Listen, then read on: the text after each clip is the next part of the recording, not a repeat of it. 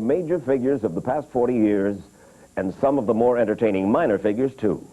These are fascinating characters you'll be hearing from on grainy black and white from the 50s and the 60s. Abortion. And in living color after that. Your friends were rich.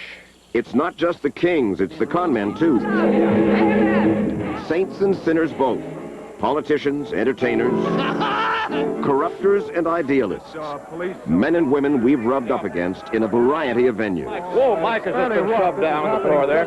Mike, get your... Young man. If there is one thing I've learned in 40-plus years of bumping elbows and asking questions, it is, with some astonishment, that there are lots of folks out there who do like to talk when they simply shouldn't. For one small example, Ernest Sinclair, an affable California ex-con who in 1978 was making his living selling phony university degrees to any and all who came to the tiny Los Angeles office he had dubbed California Pacifica University. Can you believe it? How are you? 60 minutes today. Hold the phone. Nice to see you. I'm trying to tell you his name. Let's see. There's Dan. This is my favorite one. Gosh. What's your last name? Wallace. Mike Wallace. Mike Wallace. Having satisfied himself he had the right man from 60 Minutes in his office, Sinclair explained how he could, for a fee, confer an academic degree on almost anybody in just under 1 hour. 1,400 for a BA, right. And they go up to 3,500. Right.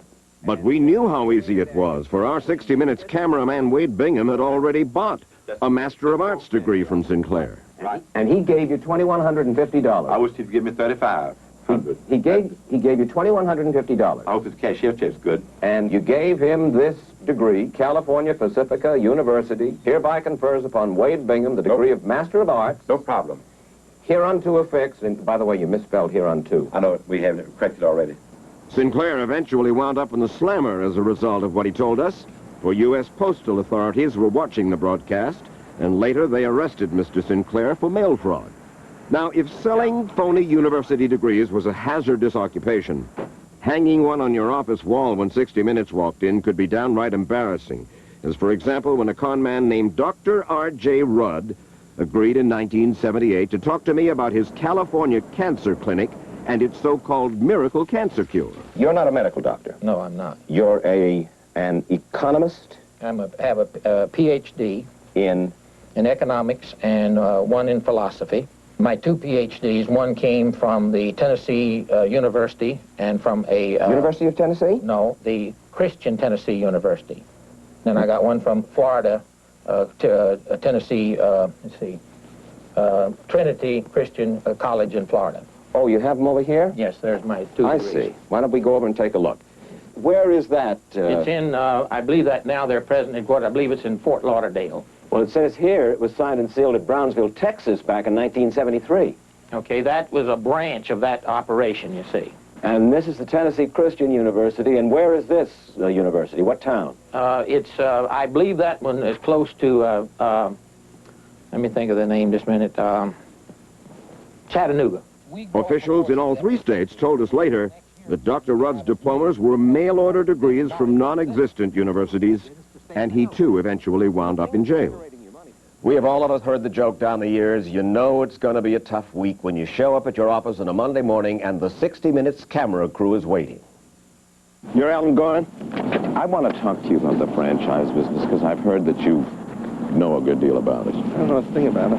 One of the hallmarks of 60 Minutes through its early years was the technique we used to come upon a quarry unawares. Whatever happened to Wild Bills, Mr. Gorin? To flush out a miscreant who just didn't want to talk to him. Won't you talk to me? I wonder if I could talk to you just for a moment, sir. Someone dubbed it the ambush interview. Dr. Rubin? They were fun and often quite revealing. Just a little too revealing in 1977 for one Los Angeles child pornography dealer. That is not the films I'm going to sell to him. That is different films. We gave you $40. You gave us these films. Where did these come from? I don't know. He put over there. This is my films. And that's all. You sold them. You got our $40. Wait. We got the film. After a while, it became apparent to us that we were getting more heat than light out of these ambush interviews, so we used the technique very infrequently now. Don't touch me. And only after our letters and telegrams and telephone calls to the object of our scrutiny have gone unanswered. But I must admit, I rather enjoyed those encounters, Because you're contemptible. even if my quarries seldom did. Get out of here. Time was that people never expected underworld figures, mafia members, to talk. But the so-called Code of Silence, or Omerta, didn't stop Jimmy the Weasel Fratiano or mob boss Joe Bonanno from sounding off to us like characters out of The Godfather. You knew Al Capone. Oh, I happen to know him, you know. What kind of a man? Al Capone was a very jolly guy. Al Capone was a jolly guy? Jolly guy. You were a good killer. I just had the talent to do things like that. I never made any mistakes. Matter of some pride. No, I just, some people are a little better than others. But I think it would bother me if I killed an innocent person. What do you mean by an innocent person? Well, you're an innocent person. I'm glad to hear you you don't have designs. Well, but you killed 5 men. Yeah. You garroted 1 man in your living room. I'd say I'm brutal, yeah. I admit that. The first time I ever interviewed a mobster was back in the 1950s, and that mobster triggered what would be my first libel suit. This live exchange with Los Angeles gangster Mickey Cohen was the first to put me on the courthouse steps. Mick, you refuse to name crooked politicians. Yet you bitterly attack this apparently respectable police chief in your hometown, Chief Parker. This man has no respect for decency. He's a known alcoholic.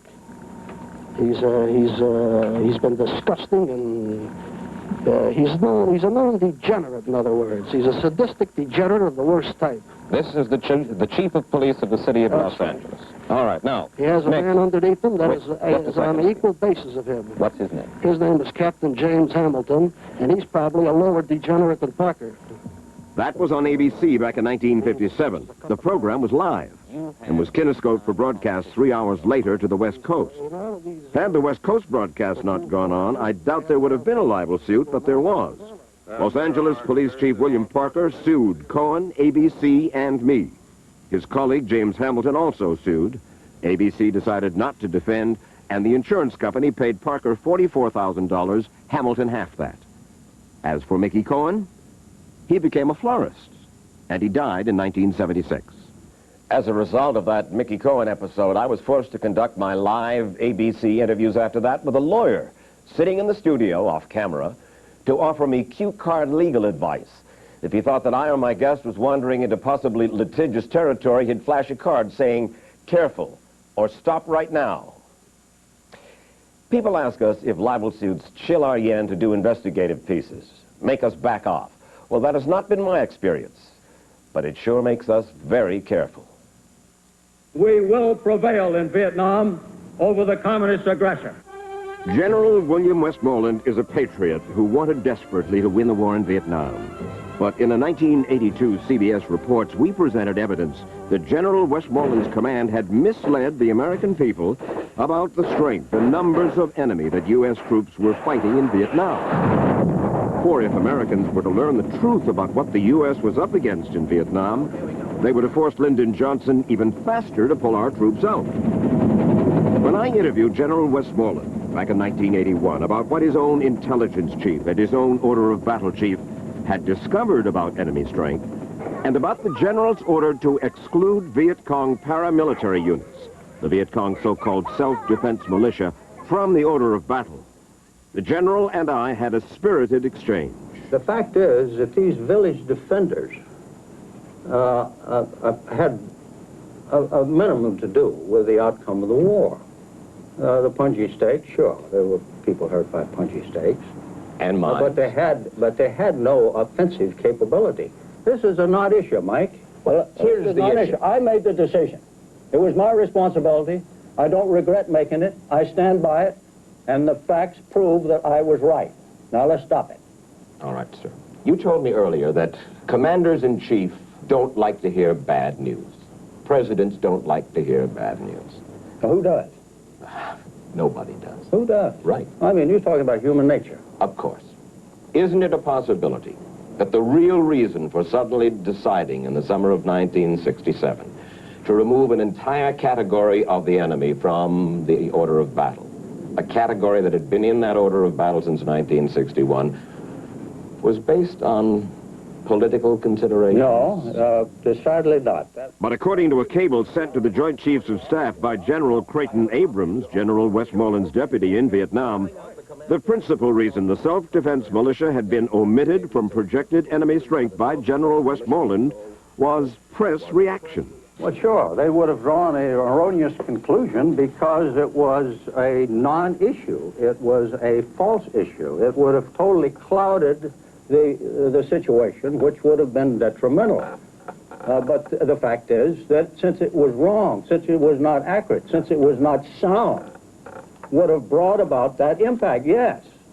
But the basic reason was that it was unsound estimate.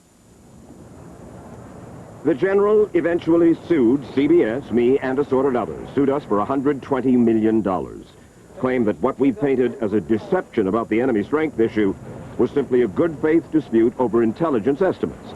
The proceedings took 2.5 years and finally wound up with the general withdrawing his libel suit CBS respects simply for a statement from our side that acknowledged the general's patriotic performance of his duties as he saw them.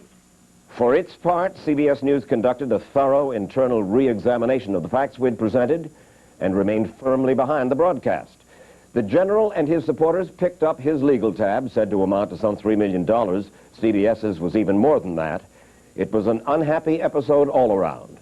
But that occasionally is the price of investigative journalism, which incidentally we still do at 60 Minutes. In a moment, we'll take a trip back to the 50s to some fascinating characters out of that time capsule. Which contemporary painters, if any, do you admire? First Dali, after Dali, Picasso. A person can be black as the ace of spades and think white.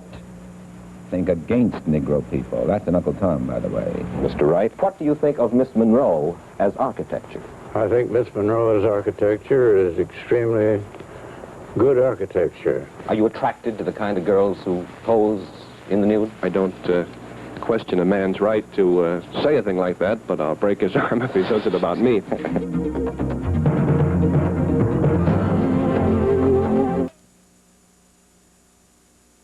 Why'd you book me? We're going to find out in the next... Are you really? You may be sorry. Our first question. And this is a serious question. Watch it, folks. This may be it. If you had made your living in the early days of black and white television, as I did, you'd know that sometimes it was a little like the early days of flying, a seat-of-the-pants experience. We all have something to apologize for, don't you think? Listening to architect Frank Lloyd Wright focus on one of my bad habits was embarrassing. Embarrassing mainly because it took place on a show sponsored by the Philip Morris Tobacco Company. Is that something that you feel like apologizing for? Not at all. I enjoy it. Can I offer But such was the stuff of live television. May I offer you one? No, thank you. I wouldn't know how to smoke it. My 1950s broadcasts Night Beat and The Mike Wallace Interview were unrehearsed. We'll try to find out why. No retakes. Whatever the guest said or did, the viewers saw and heard. Maybe my brain isn't big enough. Maybe I don't have a global mind. For instance, this 1959 exchange with the feisty head of the Transport Workers Union, Mike Quill. I was trying to get the combative union boss to reconcile his alleged left-leanings, he was called Red Mike, with his strict Catholic upbringing. You raised the religious question. I don't like that question to be raised. I have told you on more than one occasion that I am a Catholic. Yes. That I don't beat my breast and say that I'm the best Catholic in the world. And you have no right to sit in judgment on me. I'm not sitting in judgment. I'm simply asking a question. We are doing a profile of Mike Quill. I'm answering you the question. How many more times must I answer it? All right. All right. You want another answer on it? I think that we've done it pretty well. I'm ready any time you want to repeat the stupid question. All right, Mike. I didn't bother to repeat the stupid question. In the case of another interviewee of mine in the late 50s, it was decided by ABC that some sort of disclaimer was required, for racism was a subject which might make viewers uncomfortable, but more important, might make sponsors nervous. There will be some, I'm sure, who will feel it is a mistake to give network exposure to Eldon Edwards, the imperial wizard of the Ku Klux Klan. What Eldon Lee Edwards had to say was undeniably offensive, but beyond that, the interview revealed the imperial wizard as a monumentally stupid man. In one piece of Klan literature that you furnished us, it is charged quote, "One drop of Negro blood in your family destroys your white blood forever." It stands to reason, it's common sense, that Mongolization means destruction. It means the destruction of the white race, it means the destruction of the Negro race. Now sure, we believe in segregation for the simple reason we believe in preserving, protecting God's word. He created the white man, he intended for him to stay white. He created the Negro, he intended for him to stay black. You do believe, then, a mixing of the blood of Negro and white will lead to the downfall of the white race and of the Negro race? That's right, and eventually the destruction of this country. Well, I'm sure that a good many Klan members were in the armed forces during the Korean War or the Second World War, and that some of them were wounded and needed blood transfusions. We were told last Friday that, quote, blood segregation is not practiced in the Army Medical Corps. In other words, some of your Klansmen probably have Negro blood in their veins, a fair amount of it, right now, as a result of transfusions that they received in the Army. By those circumstances, under those conditions, does that mean that they are not white men any longer? Well, it could show up in their offspring. If the message of the Imperial Wizard was offensive, there was something Americans found fearsome about the words of civil rights messenger Malcolm X. Which we intend to bring into existence by any means necessary. Malcolm X was a man of intellect and courage. He came out of the ghetto, out of prison, and eventually he relented in his bitterness toward the white man and achieved a position of strength and influence in the civil rights movement. These are the things you should want to find out before you say hooray, hooray, hooray. Is that right or wrong? But then, in 1965, he was assassinated, gunned down in New York by followers of the late Elijah Muhammad, leader of the black Muslims. He will destroy you. I had no idea how prophetic Malcolm was in 1964, just months before he was killed, when he gave one of the reasons why he had broken with the black Muslims, and with Elijah Muhammad in particular. He made 6 sisters pregnant. They all had children. 2 of those 6 had 2 children. One of those 2 is having a child right now. I am told that there is a 7th sister who is supposed to be in Mexico right now, and she's supposed to be having a child by him. Well, do you feel perhaps that you should now take over the leadership of the black Muslims? No, I have no desire to take over the leadership of the black Muslims, and I have never had that desire. But I do have this desire. I have a desire to see the Afro-American in this country get the human rights that are his due to make a complete human being. Are you the least bit afraid of what might happen to you as a result of making these revelations? Oh, yes. I probably am a dead man already. And he was right. The men convicted of killing Malcolm X were black Muslims: Thomas Johnson, Norman Butler, and Thomas Hagen. This man, Hagen, was guilty of the crime. He confessed his guilt to me in 1981, and he absolved the others. You swear on Allah, by Allah, that you killed Malcolm X and that you were not helped by Norman Butler and Thomas Johnson. I swear on it. I swear on it 1,000 times. I swear on it 1,000,000 times. Butler was paroled from prison in 1985, Johnson in 1987. Hagen gets a parole hearing later this year. Candor on the subject of sex on television in the 1950s was virtually forbidden. Surely there weren't many places that a militant feminist like Margaret Sanger could talk about contraceptives or abortion. But when the founding mother of birth control in America sat down with me in 1957, we talked straightforwardly about birth control and the Catholic religion. According to the tenets of Catholicism, they rule that birth control violates not only the Church's position, but they say that it violates a natural law. Therefore, birth control is a sin, no matter who practices it. I think it's untrue, and I think it's unnatural. Well, let me ask Everything you... bears it out that it's an unnatural attitude to take. And how do they know? I mean, after all, they're celibates. They don't know love. They don't know marriage. They know nothing about bringing up children or any of the marriage problems of life. And yet they speak to people as if they were God. That triggered a fair amount of mail. I had hoped to be able tonight to show some clips from my first interview series, Night Beat, which ran on station WABD in New York in the middle 50s. But we were able to find only 1 or 2 of the original broadcasts in public or private collections. However, my colleagues who prepared this broadcast did manage to come up with one version of Night Beat, which they insist is a reasonable facsimile of my interviewing style then, as well as now. Here are Carl Reiner and Sid Caesar back in 1957. Ladies and gentlemen, Let us meet Professor Ludwig von Integrity. Don't start in with the remnants, you know what I mean? Don't start in with, you know, the schnauzers and the, you know. No, we'll... So you ask what size shoes I take, you know, and you know, I'm a gentleman and being and ask, you know, if I wear pajamas, you know, but everything they want. Yes, Professor, well, you understand. But don't give the stuff. No, you know, Professor, in 1923... Is that a picture of you, Professor? Well, it looks a lot like me, I'll say that. But, and you are with a chorus girl. And you're supposed to have sold over $450,000 worth of stock. You say you weren't fixing a fight. But you haven't said what you did with the gold mine money. You keep stalking in there. In your 1935 income tax return. I'll be back in a moment with some real-life memorable characters. It has nothing to do with the ego. All I know is it sells. So when they call you fascist... Who calls me a fascist? Are there many agents like you in the FBI? I certainly hope not. I'm not a spy. I'm not Mata Hari. It's still peacetime espionage. Oh, come on, please, John. Quit trying to wrap it up. So how can one say that I was a Nazi? If I come down here a year from now, will you still be in power?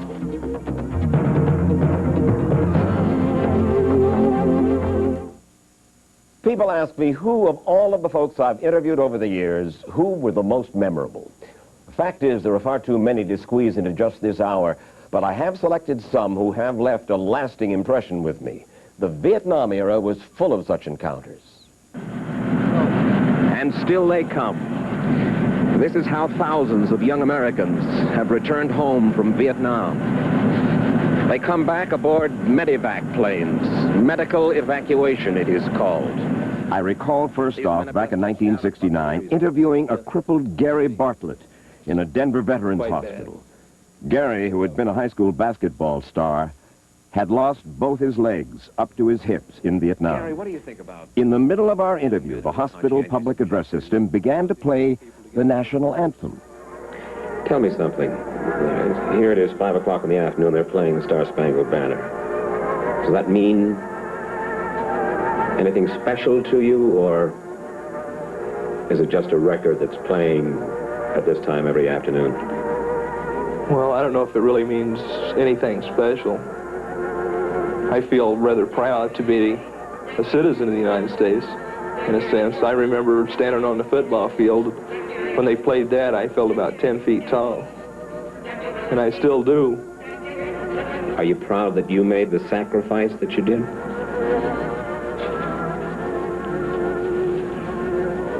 Well, I don't know if I'm really proud. I was glad to go to Vietnam and glad to find out what it's about. But the sacrifice happened, therefore I can't really say whether I was happy about it or not. Maybe I'll find out. I've got to think on it for a while. Wait till I get my life started, then I'll pretty well know whether it was worth it or not. When last we checked, Gary was living in Dayton, Kansas with his wife and daughter, and he still chokes a little, he told us, at football games when they play that anthem. Did you know Lieutenant Calley? Yes, he was my platoon leader. Paul Meadlow was another story, another Vietnam veteran who got caught up in one of the most shameful episodes of that unhappy war. On March 16, 1968, Meadlow was one of a company of American soldiers who took part in the massacre in a place called My Lai. It was almost impossible to imagine. American soldiers had gunned down hundreds of unarmed Vietnamese civilians. Men, women, and children. Men, women, and children. And babies. And babies. They weren't begging or saying no, no? Right, they was begging and saying no, no, and the mothers was holding their children,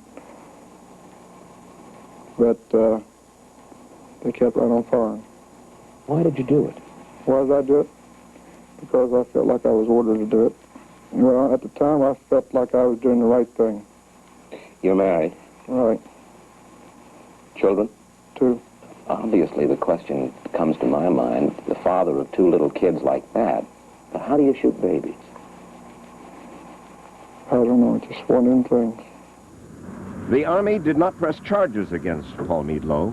He lives now in Terre Haute, Indiana, And by the way, those two children of Midlo today are in the U.S. Army.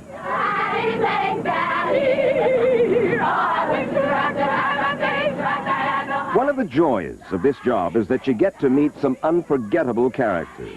Sister Thea was one of them, a Catholic nun from Canton, Mississippi. Warm, funny, and proud. I would say to the kids, repeat after me, black is beautiful. Should I try it on Mike Wallace? Repeat after me, black is beautiful. Black is beautiful. Then you take your finger and you point it at yourself and you say, I am beautiful. And some children have a hard time saying that. I've been watching Miss America for 40-some years, and I've never seen one that looked exactly like me. When I say, I am beautiful, what does that mean? It means I'm caring. It means I respect myself. It means I'm confident. It means I'm poised. And they go through all that. I still didn't hear Mike Wallace say black is beautiful, though. Black is beautiful. Amen. Amen. All right. I'm so glad you're going to learn today. Sister Thea died this year of cancer. She and I knew she had it when I interviewed her. Bye-bye. Be good now. We focus today, unhappily, as we have so often over the decades, on the Middle East. And no matter how many times I've gone back to the Middle East over 4 decades, despite the changing faces, changing times, the talk inevitably has gone to distrust and to that ever-elusive thing called peace. I was Ben Gurion's foreign minister. Yes. In this 1971 interview, I heard Israel's Prime Minister, Golda Meir, lament what I'd heard her say a number of times. But this time she spoke as a grandmother. Is it so terrible that I look at my grandchildren and say to myself, I've been here 50 years. My children fought in the Second World War. They fought in the War of Liberation. Now I have my granddaughter is in the Army. My next grandson is 14 years old. I must look at him and say, well, maybe we'll have peace 4 years from 5 years. You go next. The next one is 13, the next one is 10, the next one is 8. Why? You tell me why.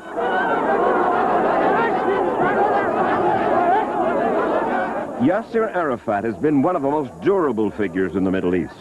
I once angered him so with one of my questions in Beirut that his colleagues suggested it might be prudent if I did not visit Beirut again for a while. What rattled the PLO chairman so was some talk about human rights. Your president used to speak a lot about human rights. Where is this human rights when he is betraying the Palestinians? Tell me something. We hear that there are Palestinians fighting alongside President Idi Amin in Uganda. Is that true? For training mission. It is a training mission, and not more. To help him for training his army. The butcher Amin, you help? And you talk about human rights? I am not helping him as you are helping to train his people. You admit it. I am helping the Ugandan people. Idi Amin is not occupying any other country. You are proud of your relationship with Idi Amin? Yes. The Shah of Iran was the most accessible major figure I have ever dealt with. He would answer any question, no holds barred, none. And he was never more forthcoming than in this 1976 interview. Are you aware of a CIA psychological profile about you, sir? No, I must admit that it's the first time I hear that. Truly? Yes. What is it? Would you be interested in hearing what the CIA had to say? Yes, why not? Really? Yes, why not? I have your permission? Yes, sure. You won't send me to the Savak if I ask? No, I would spare you this terrible ordeal of going through torture. This secret study portrays the Shah as a brilliant but dangerous megalomaniac who is likely to pursue his own aims in disregard of U.S. interests. So how could I be your man, your agent? How do you mean? Safeguarding your interests. Well, it says that the Shah is an uncertain ally. His dreams of glory apparently... I know. So you would like me to be your stooge? That was a very confident Shah in 1976. But just 2 years earlier, in 1974, it was a prophetic king who talked of his dreams and his people. Sometimes I have dreams which come true, and I don't like it. Assassination attempts? No, not that. But you had premonition, Not that. When I was a kid, once I dreamt that there was a pit full of snakes, and obviously people who are always translating the dreams told me that these are your enemies. Things like that. It happens to everybody, probably. But I'm not afraid of my people, and that's because this confidence exists between me and my people. They trust in me, I trust in them. I interviewed the Shah's successor only once. It was shortly after the Americans at the U.S. Embassy in Tehran had been taken hostage, and the Ayatollah Khomeini made it clear in the interview that those hostages would not be going home soon. But the question that drew his attention most palpably was this one. Imam President Sadat of Egypt, a devoutly religious man, a Muslim, says that what you are doing now is, quote, a disgrace to Islam. And he calls you, Imam, forgive me, his words, not mine, a lunatic. The translator worried about even translating the question, but he did. That's what I heard President Sadat say on American television. Yes. That the Imam is a disgrace to Islam, and he used the word a lunatic. And the Ayatollah promptly called for the assassination of Anwar Sadat, which of course is just what happened. Prickly questions are always unwelcome, no matter where or to whom they're asked. For example, this exchange during the tense and bitter time of Watergate with former Richard Nixon White House aide John Ehrlichman. Let me read them. A list of acts committed by people in the White House or employed by people in the White House or employed by people in the cabinet, breaking and entering. Wiretapping. Conspiracy to foster prostitution. Conspiracy to commit kidnapping. Destruction of government documents. Secret slush funds. Laundering money in Mexico. Perjury. Plans to audit tax returns for political retaliation. Bogus opinion polls. Plans to firebomb a building. Conspiracy to obstruct justice. All of this by the law and order administration of Richard Nixon.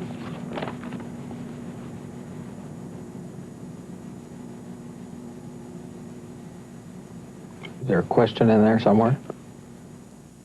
Coming up, some first ladies and their husbands. Prime Minister, do you see no similarity of purpose between the Menachem Begin of 30 years ago, 1947, and the Yasser Arafat of today? And who? Golda Meir. The old lady. Could she do more than Menachem Begin to make peace? Sadat will not make peace with Israel. I have a son studying in the United States. Yes, I know. 我知道. We have democracy in my family.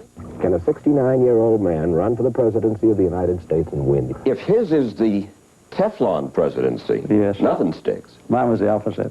There's no politics in this thing for me. Good heavens. You'd have to be hallucinating to think there was any political mileage in this kind of a job.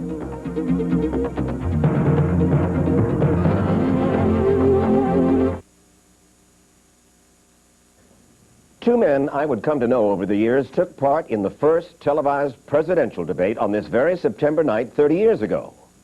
The candidates need no introduction. The Republican candidate, Vice President Richard M. Nixon, and the Democratic candidate, Senator John F. Kennedy. Of the two future presidents, I knew Richard Nixon better, although Jack Kennedy once was a neighbor of mine. Jack Kennedy and I were born a year apart and half a block away from each other in Brookline, Massachusetts.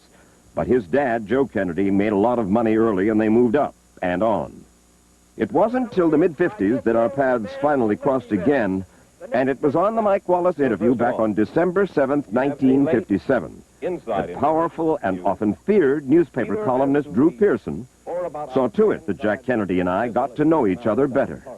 He's the only man in history that I know who won a Pulitzer Prize on a book which was ghostwritten for him, which indicates the kind of public relations build-up he's had. Who wrote the book for him? I don't recall at the present moment. You know for a fact, yes, Drew, that the book, I do know, Profiles in Courage, was written for Senator Kennedy by somebody else? I do. And he got a Pulitzer Prize for it, and It didn't take the Kennedy family long to react. Phones began to ring in Washington, Massachusetts, and at ABC in New York. Drew Pearson would not apologize, nor would I. ABC was quick to issue a statement. We deeply regret this error and feel that it does a grave injustice to a distinguished public servant and author. But what the viewers did not know as the ABC executive read the network statement was that it had been written not by network lawyers, but by a powerful Washington lawyer named Clark Clifford. Clifford was Jack Kennedy's personal attorney and a longtime Washington insider. And he revealed to me just a few months ago just how angry the Kennedys had been. My phone rang. It was Senator Kennedy. Said, I must see you at once. Came to my office. He said, I've written the book, as you know, Profiles in Courage. Drew Pearson said I didn't write the book. He said, it's terribly upsetting to me. About that time, the phone rang. It was for Senator Kennedy. It was his father. And he listened to him a while, and he said, Father, I'll put Clark on. I get on the phone. He says, this is Ambassador Kennedy. I said, yes, Mr. Ambassador. He says, sue the bastards for $50 million. So I said, well, we're going to look into it. Sue the bastards for $50 million. Why was it so important to him at that moment? Why was it so important to his father that he wanted to sue this illegitimate and his employer's ABC for $50 million? I didn't know at that time why it was so important, and I wondered a little about it. But it wasn't long after that in another talk with Senator Kennedy, he said, I am preparing to run for President of the United States. When I asked Jack Kennedy about the controversy, he produced some of his handwritten notes and research, which he said proved his authorship of Profiles. But historian Herbert Parmet, after a long and thorough investigation of much of that same material, determined that Jack Kennedy could hardly have been the sole author, that Kennedy insider Ted Sorensen played more than a researcher's role. And Herbert Parmet's conclusion is persuasive. On the day that President Kennedy was gunned down in Texas in 1963, I was in New York anchoring the CBS Morning News. Clint Hill, a man I didn't know and wouldn't meet for another 12 years, was in Dallas, just a few feet from the president. It was the job of Secret Service agent Clint Hill on that day, as it had been on countless others, to protect the president. Can I take you back to November 22nd in 1963? You were on the fender of the Secret Service car, right behind President Kennedy's car. At the first shot, you ran forward and jumped on the back of the president's car in less than 2 seconds, pulling Mrs. Kennedy down into her seat, protecting her. She had climbed out of the back and she was on the way back, right? And because of the fact that part of her husband's head had been shot off and gone off to the street. She wasn't trying to climb out of the car. She was... No. She was simply trying to reach that head, part of the head. To bring it back. It's the only thing. Was there anything that the Secret Service or that Clint Hill could have done to keep that from happening? Clint Hill, yes.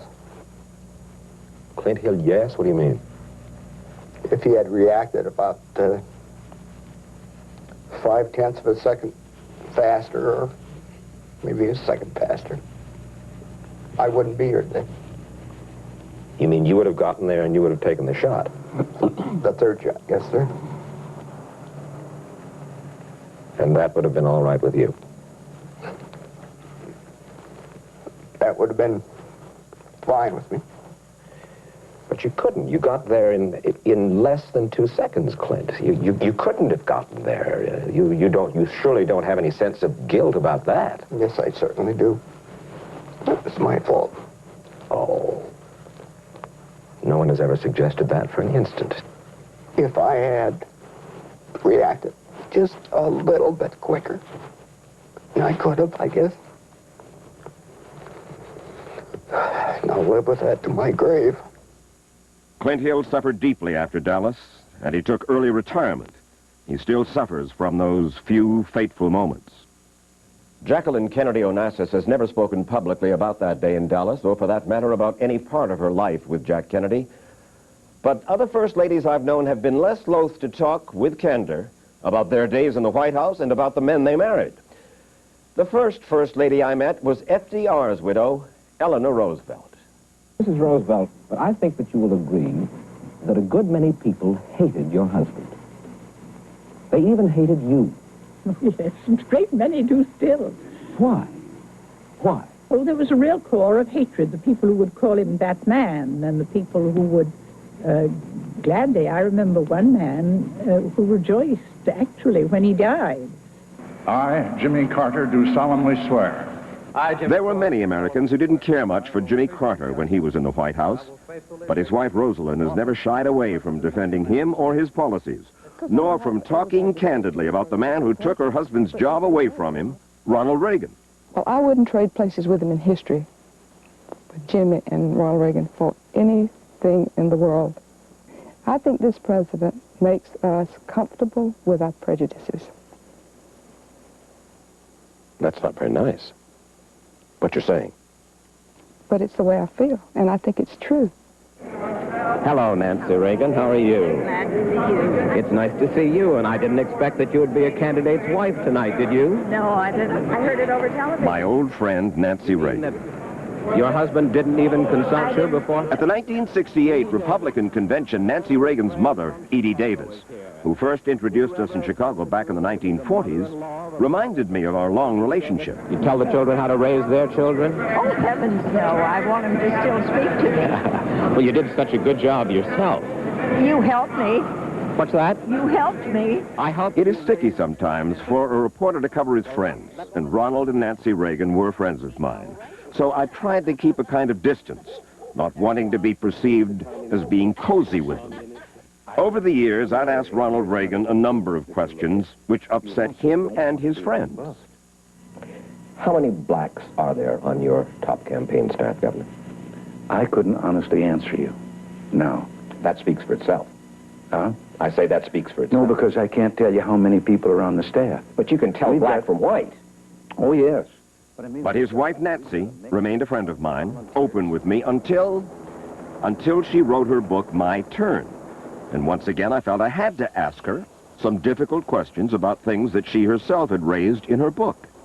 What was your husband's role in Iran-Contra? Nothing. I mean, it was... He was president of the United States. It was what... I don't know enough about Iran-Contra, Mike, to talk to you intelligently about it. All I know is that he did not think he had done anything wrong. He didn't know of anything that was going on. You're going to be in Japan, and I'm told it's a $2 million 2 weeks. They're getting 2 of us. They're working us like crazy. But it's going to be a well-recompensed 2 weeks. It is for everybody who goes there, which you probably know. Now, you really didn't need that question. That apparently tore it. A friendship of 40 years foundered on this episode. We haven't spoken since. The nominee of this convention, Richard M. Nixon. Patricia Nixon was not a first lady who felt at ease or comfortable with the press. Someone, I think it was Gloria Steinem, dubbed Mrs. Nixon Plastic Pat. She was anything but that. During the 1968 campaign, I covered the Nixon family, and I found Mrs. Nixon warm and caring and very vulnerable, and always guarded when newsmen and cameras were nearby. We've known him for 20 years. He's held our little children in his arms, and we consider him almost a member of our family. Good of you to call. And Richard Nixon, who in 1968 offered me a job as his press secretary, I preferred to stay at CBS, was himself never comfortable with the media. In a 1968 interview just prior to his election, he talked to me about charisma and the presidency.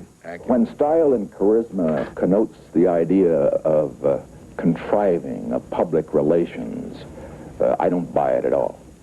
Let me make this one point. Some public men are destined to be loved, and other public men are destined to be disliked.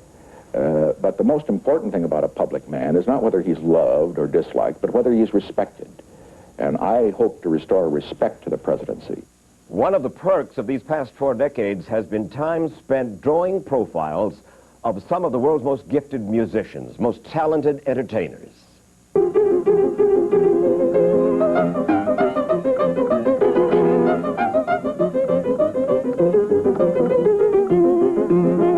That's all it is. You're going to take this up, Mike. You got a lot of hostility. I'd rather beat on you. But of all of those who brightened an interview with laughter or music, Maestro Vladimir Horowitz struck a special chord. Maestro, tell me something. 50th anniversary. Over. In other words, you have no intention whatsoever of retiring. Oh, my goodness! Me too. And when they call you arrogant and cruel, the devil, and evil, sexual maniac? You were difficult. Let me stop you there for a minute. Not difficult, impossible. I've heard this over and over again. Where'd you go wrong? That's a perfectly good question. No one expected you to survive. You know that. Gotcha. He's supposed to know what's going on. There seems to be some kind of, Okay? That man's gonna go. Where is the man? Scare him. Fight him. Hit him harder. Doesn't answer it for me. But you do not intend to stop. Mike Wallace, good night.